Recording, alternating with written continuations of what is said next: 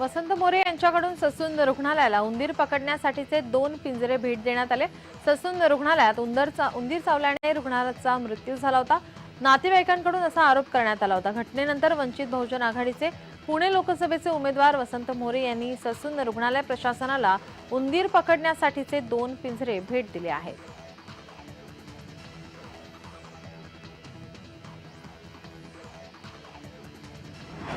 मुंबईमधील महायुतीचा पहिला मेळावा वांद्रे येथे होणार आहे। वांद्रे येथील रंगशारदा येथे सायंकाळी या मेळाव्याचे आयोजन करण्यात आले।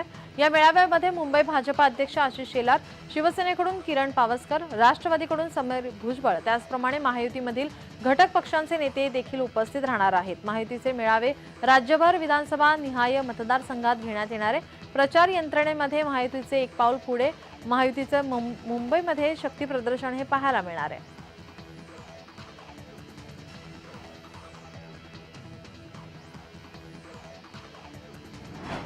मार्च अखेरीस तसेच इतर सुट्ट्यांसह कांदा व्यापारी आणि माथाडी कामगारांमध्ये निर्माण झालेला संघर्ष यामुळे सलग 7 दिवसांपासून येवला, लासलगावसह नाशिक जिल्ह्यातील बाजार समित्यांमधील कांदा, धान्य यासह इतर शेतमालाचे लिलाव बंद असल्याने रोज होणारी कोट्यवधी रुपयांची उलाढाल ठप्प झाली।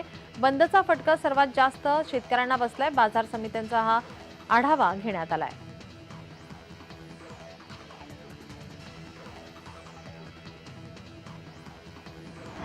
मराठवाड्यात वाढत्या तापमानासोबतच आता पाणी टंचाईची तीव्रता जाणवू लागली। त्यामुळे मराठवाड्यातील तब्बल 470 गावे आणि 115 वाड्यातील गावकरी आता टँकरच्या पाण्यावर तहान भागू लागल्याचं चित्र आहे।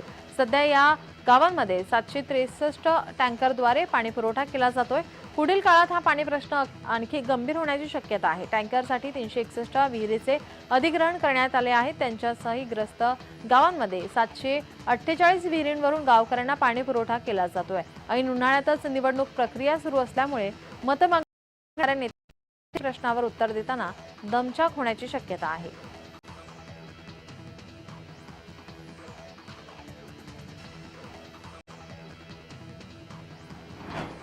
सुनेत्रा पवार या भोर तालुक्याच्या दौऱ्यावर आहेत। सकाळीपासून हा दौरा सुरू झालेला आहे। भोर तालुक्यातील विविध गावांमध्ये ते भेट देणार आहेत, नागरिकांशी संवाद साधणार आहेत। सुनेत्रा पवार यांच्याकडून बारामती लोकसभा मतदारसंघात जोरदार प्रचार केला जातोय।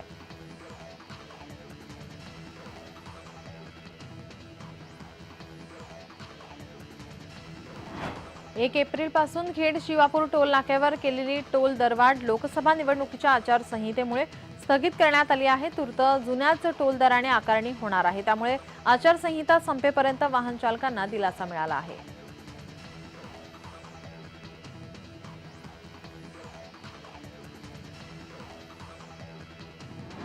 मराठा आरक्षणासाठी लढा देणारे मनोज जरांगे पाटील शनिवारी पुणे दौऱ्यावर आहेत। बाणेरमध्ये सकल मराठा समाज सहाय्यक समितीच्या कार्यालयाचं त्यांच्या हस्ते उद्घाटन होणार आहे। शनिवारी सकाळी निगडी येथे अखंड हरिनाम सप्ताहाला ते भेट देणार आहेत। त्यानंतर देहू गावात जाणारे, दुपारी ते बालीवाडीमध्ये पोहोचतील।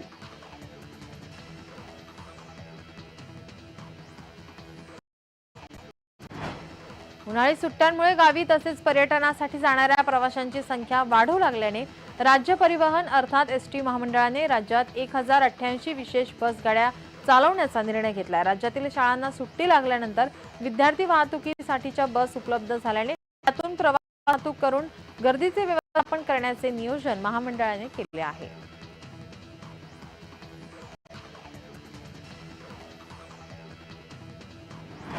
भारतीय रिझर्व्ह बँकेने देशातील 10 बँकांना 60 लाख रुपयांपर्यंत दंड ठोठावलाय। यात राज्यातील 4 बँकांचाही समावेश आहे।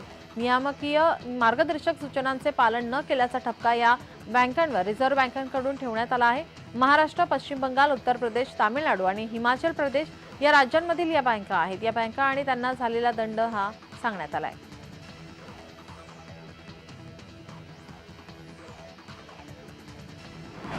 लोकसभा निवडणुकीच्या प्रचारामध्ये पक्षाचे नाव, चिन्हाबाबत उल्लेख करताना आपण दिलेल्या निर्देशाचे पालन करावे असे आदेश सर्वोच्च न्यायालयाने गुरुवारी शरद पवार गट आणि अजित पवार गटाला दिले आहेत। न्यायमूर्ती सूर्यकांत आणि न्यायमूर्ती के.व्ही. विश्वनाथन यांच्या पीठाने 19 मार्च रोजी पक्षाचे नाव आणि चिन्ह वापरासंदर्भात दिशानिर्देश दिले होते। या निर्देशांचे पालन होत नसल्याच्या दोन्ही गटांच्या याचिकांवर गुरुवारी सुनावणी पार पडली आहे।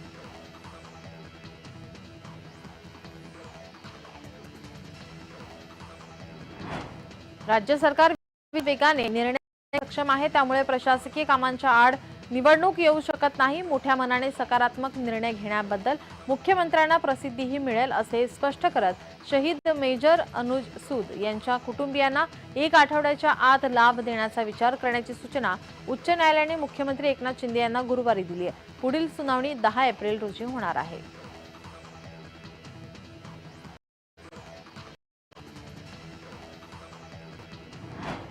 घोकंपट्टी करून उत्तरे लिहिण्याऐवजी शिकलेल्या संकल्पनांचा विद्यार्थ्यांना रोजचे प्रश्न सोडवण्यासाठी कसा वापर करता येतो त्याची पडताळणी करण्यात येणार आहे। केंद्रीय माध्यमिक शिक्षण मंडळाने अर्थात सीबीएसई 11वी-12वीच्या परीक्षा आणि मूल्यमापन पद्धतीत बदल केलेत।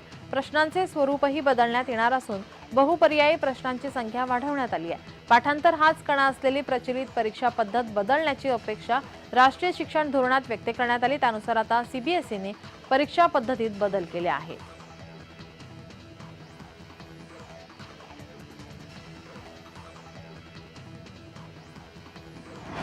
करवीर निवासिनी श्री अंबाबाईच्या मूर्तीची गळ्याखालच्या भागाची झीज झाली आहे। ती झीज सन 2015 साली झालेल्या रासायनिक संवर्धनातील वापरलेल्या साहित्याला तडे गेले। देवीचे नाक, ओठ, हनुवटी या सगळ्यांवरती तडे गेले आहेत। चेहऱ्या भागात तातडीने संवर्धन करणे गरजेचे आहे असा अहवाल येथील दिवाणी न्यायालयात सादर करण्यात आल्याची माहिती मिळते आहे।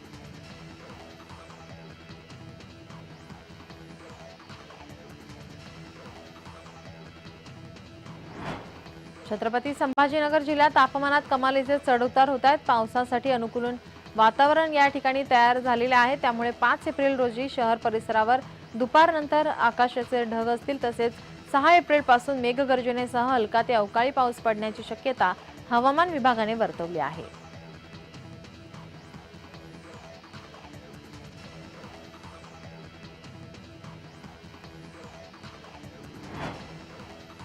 संभाजीनगर जिल्ह्यातील 51 प्राथमिक आरोग्य केंद्रामध्ये उष्माघात कक्ष आता उभारण्यात येणार आहे। छत्रपती संभाजीनगर जिल्ह्यामध्ये मागील 10-15 दिवसांपासून वाढत चाललेली उन्हाची तीव्रता लक्षात घेता जिल्हा परिषद आरोग्य विभागाने हा निर्णय घेतला आहे।